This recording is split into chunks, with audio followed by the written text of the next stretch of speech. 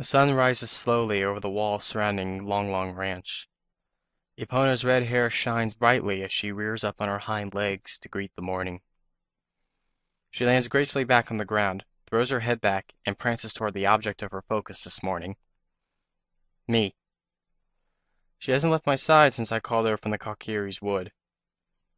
I think she was worried when she couldn't find me after the moblins attacked Castletown. I pause in mid-song and open one eye to look at her when she nudges me, pulling my ocarina away from my lips. Saria gave me the flute when I left the Kokiri village for what I thought was the first and last time. It's something to remember her by. Maybe I should have made a point to go say hi. To her at least. Saria was and probably still is my best friend. But she wouldn't have recognized me anyway. She probably thinks there's some 11-year-old Link running around Hyrule somewhere. I don't think I would have been able to stand the look in her eyes when she realized that Mido was right all along. I really wasn't a Kokiri. All done showing off? I asked Epona with a grin, forcing my mind away from my Malakani. I've got more than enough to be depressed about without adding my heritage into the mix. She neighs good-naturedly and nips at my hat, pulling it off my head. Buried in my hair, Navi stirs and blinks blearily at the morning light. What? She mumbles. I ignore her. She'll go back to sleep as soon as I put my hat back on. Sorry, girl, I say, pulling my hat out of her mouth and stroking her muzzle. I can't play with you today. Mother Hen Sheik will take a fit. Epona whinnies in disappointment and buckles her knees to lay down beside me. She puts her head in my lap and nudges my ocarina hand. I smile. Now that I can do. I lift the ocarina back to my lips and start in on Epona's song. It doesn't take long for the music to overwhelm me, and I lose myself in the reverie as I play. It's been 2 days since I arrived at Long Long Ranch, 5 days since Sheik promised to tell me what's going on, and 2 weeks since I've been run through by Psycho Me. In that time, from what I've been able to figure out, the Moblins have completely taken over Castletown and either killed or enslaved its occupants. I could have cried with relief when I heard that. That meant that there's still a chance that they're alive. Bruiser, Malin, Talon, Ingo, and everyone else who didn't make it out. They could still be alive. I flub a note. What am I talking about? I am the only one who made it out.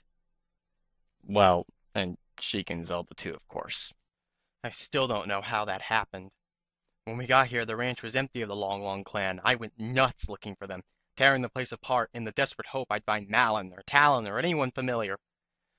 All I succeeded in doing, however, was wearing myself out, collapsing in a corner, nearly reopening my wound, and giving Sheik and Navi heart attacks. Navi yelled at me for a good hour afterwards. Sheik looked like he wanted to, but he couldn't get a word edgewise. Navi said enough anyway. I didn't know all fairies could swear like that. And then the others began to arrive. First came a tall, imposing Sheikah woman named Impa, who has a limit of, 2 words when she speaks. I don't think I've ever heard her say more than that. She seems to be good friends with Sheik, though, so she can't be that bad. The two of them are together a lot since she arrived. Second came my personal favorite, a female Zora named Ruto. Every time she sees me, she gets this glint in her eyes, and she starts ordering me around and acting like she owns me. Next thing you know, she'll have me carrying her around on my shoulders. After Ruto came Darunia and Nabooru. Darunia is a huge, fierce-looking Goron. His angry expression, however, is contradicted by the laugh lines around his eyes. Now, I like Darunia, but he has this odd habit of banging me on the back, and I've got the bruises to prove it, and calling me brother. The other one, Nabooru, is a Gerudo, oddly enough dressed in white. It's odd for me because I don't think I've ever seen a Gerudo in white. She's got a cynical smile and a sharp wit, combined with a slightly condescending attitude, and a look that makes me just want to prove myself to her. She's got this irritating habit of calling me kid all the time. It wouldn't be so bad, except it reminds me of Bruiser, and then I get this constriction in my chest, and I can't talk. Zelda's apparently here too, but I haven't seen her yet. Talk about ungrateful. I saved her life, and she can't even take the time to come say thank you. Whatever. All in all, I've been trying to avoid everyone anyway. I can't look at them without being assaulted by those creepy visions I've been having lately. I have enough trouble with them when I'm asleep. Don't need to deal with them in the daytime as well. And besides, they all look at me like they know me somehow. I can see it in their eyes. They've got some big, sad secret, and none of them want to tell me anything. If I didn't know any better, I'd say they were trying to protect me from something, but all they're doing is making me mad. How am I supposed to defend myself against whatever it is they're protecting me from if I don't even know what it is? And why do they care anyway? I get the feeling they're all very important people as far as their races go. So why would they care about me? It's all very frustrating. An ominous creak above me breaks me out of my reverie, and I lean my head back without stopping my playing. An unusually large owl blinks down at me. I blink up at him.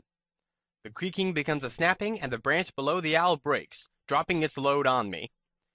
I cry out. Opponent whinnies in fright and jumps up. Navi leaps off my head. My wound is sending lovely waves of agony through my middle. Stars are exploding in front of my eyes from the pain, and there is something green on my lap. Link! Oh my goodness, Link! Are you alright? There's 1,001 things I would love to say right now, but all that comes out this moment is a hissed, "Get off!" What? Oh my goodness, I'm sorry. It jumps off my stomach and I inhale sharply, trying to make my eyes focus again. Okay. Ow! I manage, pressing a hand tightly to my stomach and rolling over on my hands and knees. Saria! You could have killed him! I blink around my pain. Saria? Here? I didn't mean it. Saria cries. I can't see her, but I can picture her wringing her hands. She always does that. I didn't realize how weak the branch was when I asked Kapora Gabora to put me down on it. Link, are you okay? Fine. Just great. I sit back against the tree with a groan and look at Saria with wide eyes. What are you doing here? I demand incredulously. Then I freeze, suddenly. Hey, how did you know it's me? She smiles at me. That secret smile she always gives me. The one that makes Mido livid. Best friends don't forget, Link. She says, placing her hands on her hips. Her green eyes twinkle. You may be big now, but I'd know you no matter what size you were. Her smile dissolves suddenly, and she gives me a hurt look. Why didn't you come to visit me when you were in the village? You haven't forgotten me, have you? No! No, Saria, no, I wouldn't. I never. I, uh, I hesitate. How can I explain it to her? I blink when she kisses my cheek suddenly. It's okay. I'm sure you had your reasons. I forgive you for it. Now, She adds, rolling up her sleeves. is everyone here yet? We should probably get this show on the road. Hey, where's Sheik? I ask suddenly, looking around the circle and doing a head count.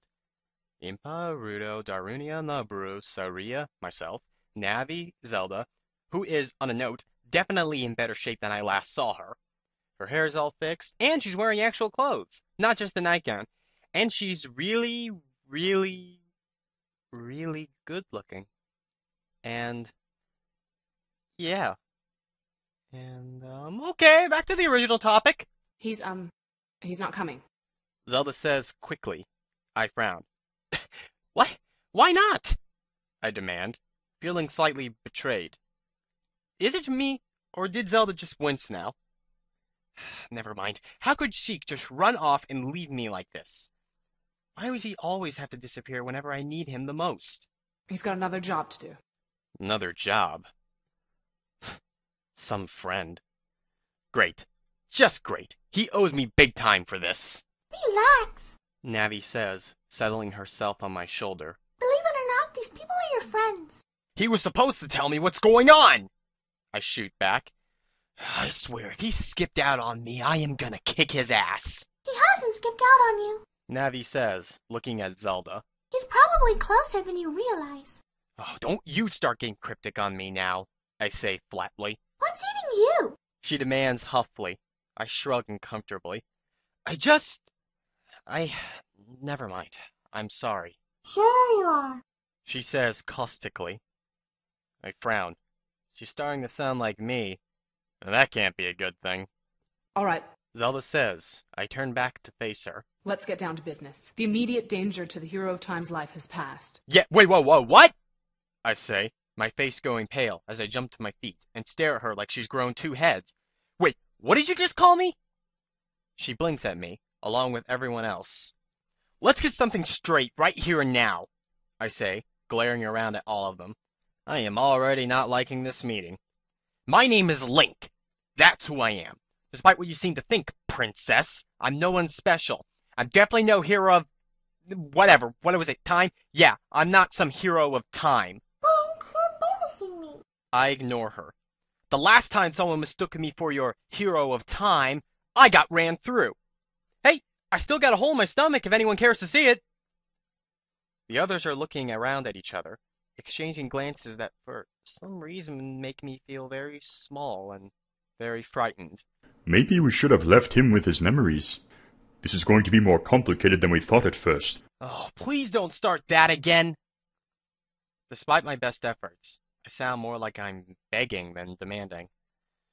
Oh man, where's Sheik when you need him? Please, Link. Zelda says, her tone soft and gentle and comforting. I eye her warily before I take my seat again. Comforting or not, I am not liking this at all. There's been no mistake. Link, you are the hero of time. I glare at her. I already told you I am not. You are. You are the hero of time, and if you'd shut up for long enough, maybe I could explain a few things to you. I cross my arms sullenly and glare at her, but I say nothing else. She clears her throat, I hope in embarrassment, but somehow I doubt it, and smooths out her long blonde hair. All right. You say you want to know what's going on. Before we can tell you that, we need to tell you what's happened. And she tells me a story in which I am a hero, and I traveled back and forth in time. A story in which I saved the world. Every now and then, one of the others, sages apparently according to the story, interject with their own versions of what happened. Parts of the story that the others couldn't know because they weren't directly involved in them. Parts where I fought monsters, collected spiritual stones, freed temples. Some of the characters are familiar. Me, obviously, but Epona's in it too. And Navi, even if she didn't get familiar until a couple of days ago. Some are not, like the sages sitting around me. Sheik's in the story too, him and his harp. I can't help but notice, though, that Zelda's always got this funny look on her face when she talks about Sheik. Wonder why. The other sages look kind of funny at those parts too, like they've got a bad taste in their mouth. And Zelda put it there. I am starting to wonder about that princess. I've got a bad taste in my mouth too, but it's from something else entirely. As they're relating this story to me, something in my mind keeps telling me it's not a story, and it's backing up with these visions I've been having. Zelda tells me how I broke into the Golden Palace, about a spirit in a well in Kakariko village, about a frantic flight from Ganondorf's castle as he brought it down around us. I've seen all these things in my head, all things I felt like I've done. And then she starts on how I finally defeated Ganon in the end. While I was holding him with my powers as a sage, you took the Master's sword and... Drove it into his head, right between his eyes. I say darkly. Everyone stares at me in surprise. Yes, that's right. How did you know that? Because I saw it, I answer, getting to my feet without another word and walking away from the group, leaving them to stare after me in confusion. Good. At last, I'm not the only one who's confused. I walk over to the tree where I've been sitting earlier this morning and drop into a sitting position on the other side of it. so I don't have to watch the sages, or whatever they are, talk about what they're going to do about me. After a moment of silent brooding, I reach behind me and draw the Master Sword. I hold it up in front of my face and stare at my reflection. Long blonde bangs fall out from underneath my hat, brushing the tops of my eyes. Crystalline blue eyes peer back at me, challenging me, daring me to deny the things they've told me. In the reflection, I can see Zelda approaching my tree hesitantly. I frown and put the sword away. Why can't she just leave me alone right now? I hear her come up to me, and I can sense her standing at the side of the tree, just behind me. But I don't turn to look. Do you want to talk about it? Not to you. I respond shortly. I can picture her wincing. Navi's right. I am a jerk. There's a long, awkward pause. You don't believe us, do you? I give a short, humorless laugh. No, Princess, I believe you. The problem is that even though I don't remember doing those things, or meeting those people, or being that person, I know somehow that I did those things. I met those people. I was that person. You still are that person. You don't have to keep calling me Princess. We used to be friends. You can call me Zelda if you like. I don't. There's a rustling sound, as though she's shifting her weight, followed by a sigh. She turns to go back and join the others, and I wince. Zelda, wait! I call, twisting around into my feet. I jog the few steps between us and grab her arm. She turns back around to look at me. I'm sorry! I know I probably seem like a horrible, horrible person right now, and I'm sorry for that. I sigh and shake my head, releasing her arm and letting my hand fall limply back at my side. I'm sorry. She smiles and pats my shoulder gently. It's all right. I don't imagine this to be easy for you. I can't help but feel partly responsible. I suppose I should argue with her on that. It would be the polite thing to do. Anyway, I should get back to the others. Not that anyone's ever accused me of being polite. You can come and join us again when you're ready. We'll try and answer any questions you have. You're absolutely amazing, you know that? Navi demands after she's left, zipping out from under my hat and into my face. How can you be so callous? Couldn't you have comforted her some? Why? From what I understand, she's totally responsible for this mess. Why lie to her about it? So she can feel better about making my life miserable? No, yeah, I don't think so. You're so cruel! She says, frowning darkly at me. Oh, you think that's cruel? I ask, grinning wolfishly at her. Well, Navi, watch this. Before she can react, I reach out and snatch her out of the air. I lift up my hat, throw her under it, and pull it down tight over my head. I'm starting to wonder why I ever wanted a fairy partner. I mutter under my breath as I move back towards the circle of sages, ignoring the muffled, indignant shouts coming from under my hat. Okay, so let me get this straight. I say, the sage is all grown. This is like the millionth time we've been over this. So sue me. They've all got their memories. I'm the hero of time. The child chosen by destiny, blah, blah, blah, blah, blah. My job is... to defend Hyrule and all of time from those like Ganondorf. Right. Okay. And you're all sages who I freed from the temples? And your job is... to help you defend Hyrule and all of time from those like Ganondorf. And we did this. We did this already. And this Ganondorf got sealed away in a realm, outside of space and time? Between a sacred realm and this world, that's right. Darunia gives a huge yawn, and I throw him an apologetic grin before turning back to Zelda. And Navi left me. That's right. Why? Because I couldn't last any longer away from the Kokiri forest. You may not be a Kokirian blood link, but I'm still a Kokiri fairy. I frown. Well, why didn't you just go back before? You know, spend a bit of time there to recuperate? You needed me, and you couldn't have spared the time to go back to the Kokiri forest and wait for me to get my strength back. I make a face at her. Okay, I'm not that cold-hearted. I get the feeling you didn't tell me about this little catch in you leaving the forest. Navi's guilty silence is all the answer I need. I frown at her and open my mouth to say more, but Impa interrupts. You and Navy can catch up later. I turn to look at her and smirk. Wow, 7 whole words! It's a new record! Saria giggles, Darunia and Nabooru burst into laughter, Ruto looks appalled at my audacity, and Zelda's trying to hide a smile. Even that huge owl, the one perched on top of the fence now, hoots in amusement.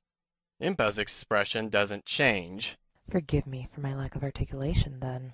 She says with an absolutely straight face. But I wasn't sure you could understand more than 2 words at a time. I blink at her as the group breaks into laughter again. I grin ruefully and rub the back of my head. Ouch. Remind me not to engage you in a battle of wits. Burn. I'm not mad that I got burned. I'm mad because the Sheikah doesn't even crack a smile. Not so much as a twitch from her. You shouldn't equate silence with slowness. It's dangerous and foolhardy. I smirk at her. You're starting to sound like Sheik, I say. Now she smiles.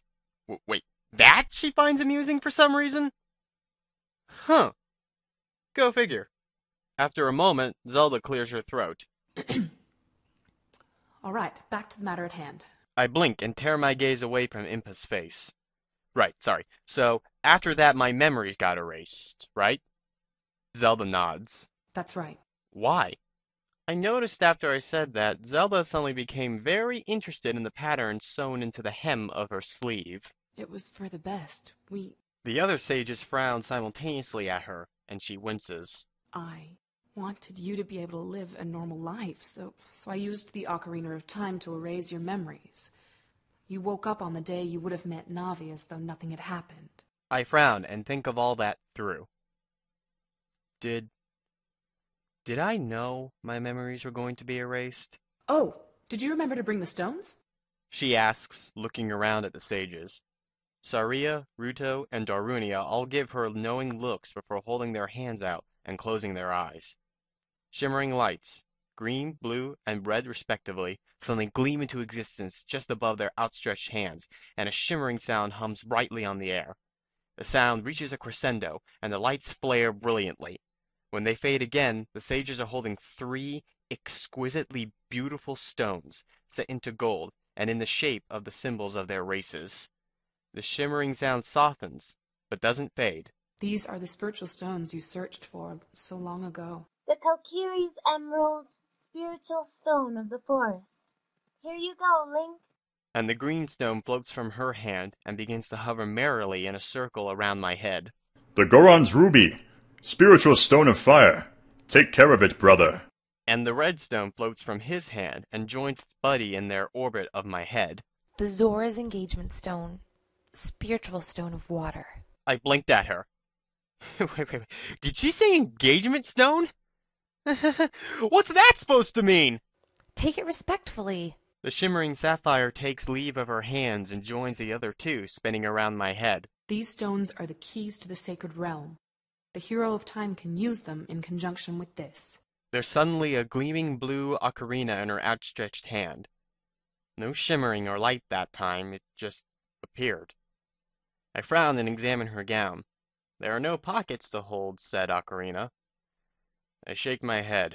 What a creepy princess. To travel to and from the sacred realm and travel back and forth through time.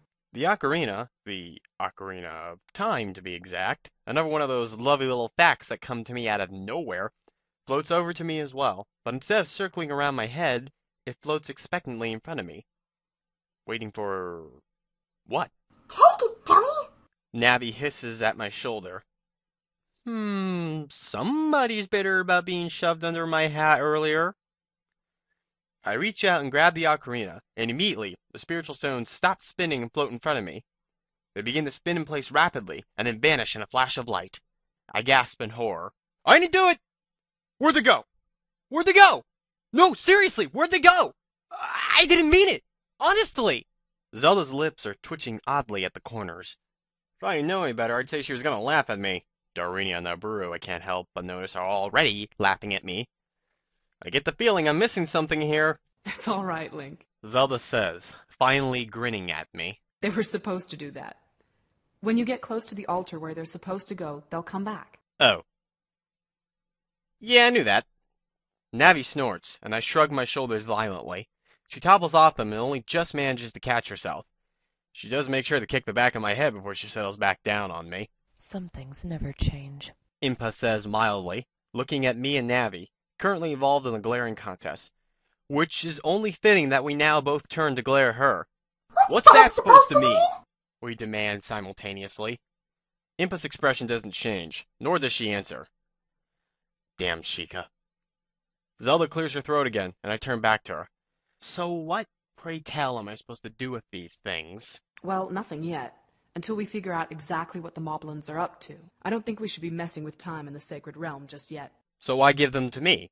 I ask, examining the ocarina. Because they're yours. You fulfilled the quests for the spiritual stones, whether or not you remember it, and the Ocarina of Time belongs to the hero of time. I say non-committedly, slipping the ocarina into my pouch. I turn back to face the sages. So, now that I've got the past more or less sorted out, how about you guys sort out the present for me? Are you going to throw any more temper tantrums over what we tell you? Ruto demands imperiously. Well, Ruto does everything imperiously. I get the feeling she's not one to talk about throwing temper tantrums. I throw her a hooded glare. Yeah, you know what? I just might, I answered darkly. The present is currently very, very murky. We became aware of unusual Moblin activity about 6 years ago. Moblins? Wait a second, I thought we defeated those guys. We did. Zelda says, trying her best not to scold me for interrupting her. And I can tell. She's got that look on her face that Malin gets when I interrupt her. Note to self. Interrupt Zelda whenever possible. But we didn't destroy them. We sealed Ganondorf, their leader, away, but that doesn't mean we got rid of the Moblins who followed him. They just kind of faded back into the background for a while.